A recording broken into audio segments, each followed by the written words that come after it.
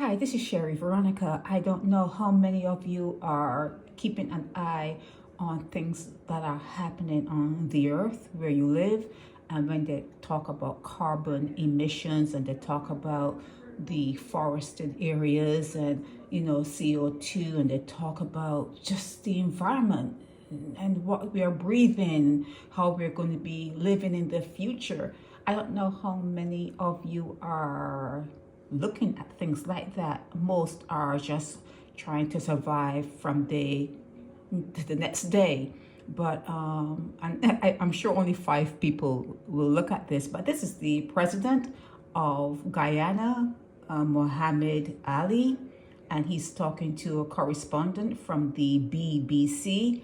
And I think, this is my opinion, okay?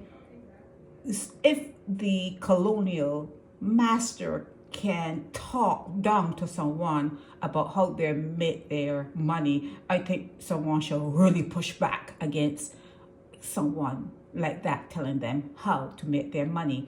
And on the opposite end of that, I think that having been downtrodden, and I think that having been under the foot of colonial masters, and you see the way they made their money and the lengths they went to sit on the throne that they sit on, or the imaginary throne they think they sit on. I think that nations that were under the foot of people like that, they need to be careful too how they proceed to make their money. You know what I'm saying? You have to look at what happened to you and not repeat it. You can't be saying you're practical, like, the president here is saying he's practical and they're going to make money and they have the forest to suck up all of the, the emissions, the bad things that get into the atmosphere. He's saying that Guyana has a forested area that is quite ready and willing and there to keep things balanced. That's what he is saying. He's saying that. But I don't know if you should go to any sort of lengths to make money like the colonial master here. His ilk did. I'm not sure if it should be tick for tack or the same way you made money. How dare you try to stop me from making money? I don't think it should be something like that. But to each their own, like Ali said, he's practical, and the Guyanese people need to live and to push forward into, whatever structure this world is going into, where they are on sound footing. That's really where he's going with what he's saying. This is a comment that the person who sent this video to me sent me also a comment from him saying that, he should have talked about the industrialized countries and China and India, the Asia, and the CO emissions, where the vast majority of them come from. And then he said it's not only Mia. Mia got into this for some reason because they think that Mia is a hard seed in the Caribbean. So they're saying it's not only Mia, it's also Ali. Show them that the Caribbean is a force to be reckoned with. That's what they're saying. But we all know that Washington, D.C. is where the military might is. We all know that. So we're not going to go into any minutia, okay? We're just going to, I am going to play this back and forth with these two.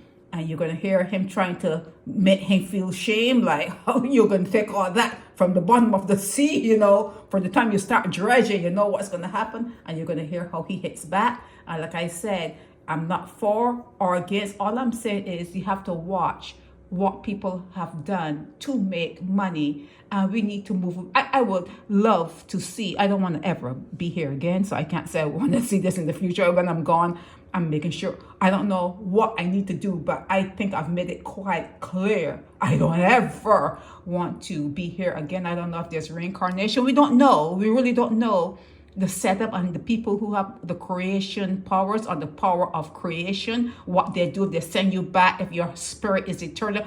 I don't know. But what I am saying, whoever is in charge, and they talk about free will, this particular person, this entity, this spirit does not want to be here again. But I'm also in the future for the earth, maybe I could look back from a portal or, view you on TV from somewhere else. Yeah, I would like to know that you've moved away from money and you've moved away from wealth, and everyone can live in harmony. Everyone can live in harmony. There's enough for everyone. There's enough for everyone. And if people are born knowing that, they won't hoard. You won't have the hoarders, people just like trying to keep so much money on the bank because they're afraid that this and that. No, it's not going to be that kind of fear. It's going to be quite balanced. Okay, quite balanced. Okay, but let me play this, and that will be it.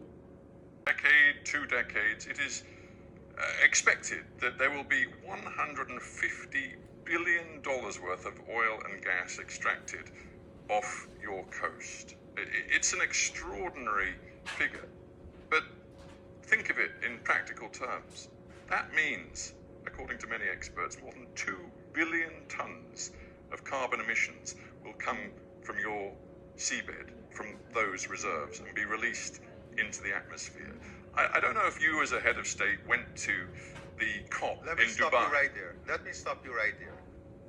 Do you know that Guyana has a forest forever that is the size of England and Scotland combined? A forest that stores 19.5 gigatons of carbon, a forest that we have kept alive, a forest that we have kept alive. Does that give you the right? Does that give you the right to release all of this carbon? Does that give you the right to lecture us on climate change? I am going to lecture you on climate change because we have kept this forest alive that stores 19.5 gigatons of carbon that you enjoy, that the world enjoy, that you don't pay us for, that you don't value, that you don't see a value in, that the people of Guyana has kept alive. Guess what? We have the lowest deforestation rate in the world. And guess what? Even with our greatest exploration of the oil and gas resource we have now, we will still be net zero. Guyana will still be net zero. Isn't there a cynicism here in Georgetown, best expressed by your vice president, who said recently, because there is this climate change imperative to decarbonize, our policy is to get as much oil out of the ground as quickly as possible. Now, he said, that's harsh for those who think that you should be environmentally sound, but that is the reality of it. Those were very honest words from your vice president. And that is what we are, honest. We are practical. So you're rushing to get this oil out before any deal is done, to quote Dubai COP, to transition away from oil and gas. You can say we are rushing, but we are very practical. We have this natural resource, and we are going to aggressively pursue this natural resource because we have to develop our country. We are committed to the development of this region.